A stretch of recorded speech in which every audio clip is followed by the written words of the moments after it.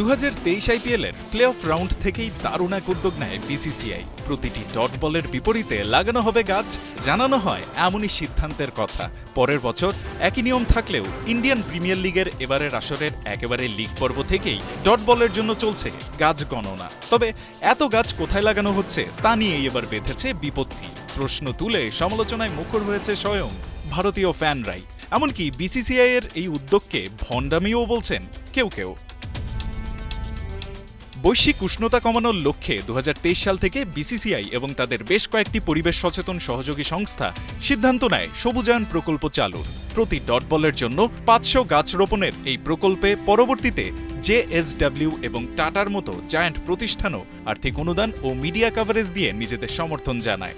ভারতীয় ক্রিকেট ভক্তরাও তাতে সমর্থন জানিয়ে হ্যাশট্যাগের সঙ্গে ডবল ফর ট্রিজ এবং আইপিএল গ্রিন প্রচারণায়ও অংশ নেয়। কিন্তু গাছ লাগানোর সুনির্দিষ্ট স্থান ও সংখ্যা নিয়ে অফিসিয়ালি কোনো তথ্য প্রকাশ না করায় এবার প্রশ্নের মুখে পড়েছে বিসিসিআই এর এই উদ্যোগ।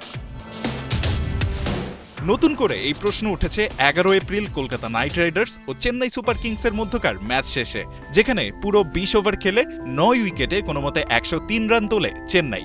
ব্যাটিং বিপর্যয়ে পড়া চেন্নাই ওই ম্যাচে ডট বল খেলেছে 61টি।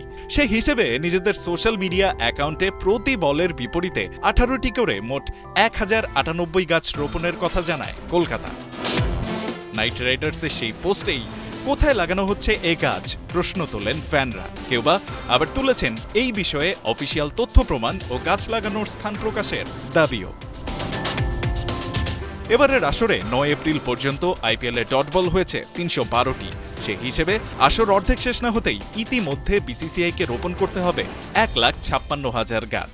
এর আগে গেল বছর 18 ডিসেম্বর একটি আনুষ্ঠানিক তথ্য জানিয়েছিল ভারতীয় ক্রিকেট বোর্ড। বেঙ্গালুরুর সেন্টার অব এক্সেলেন্সি প্রাঙ্গণে রোপণকৃত গাছকে তারা দাবি করেছিল 4 লাখতম গাছ হিসেবে। তবে সে প্রশ্নের কমেন্ট বক্সে অনেকেই তখন বাকি 3,99,999টি গাছ কোথায় তোলেন সে প্রশ্ন।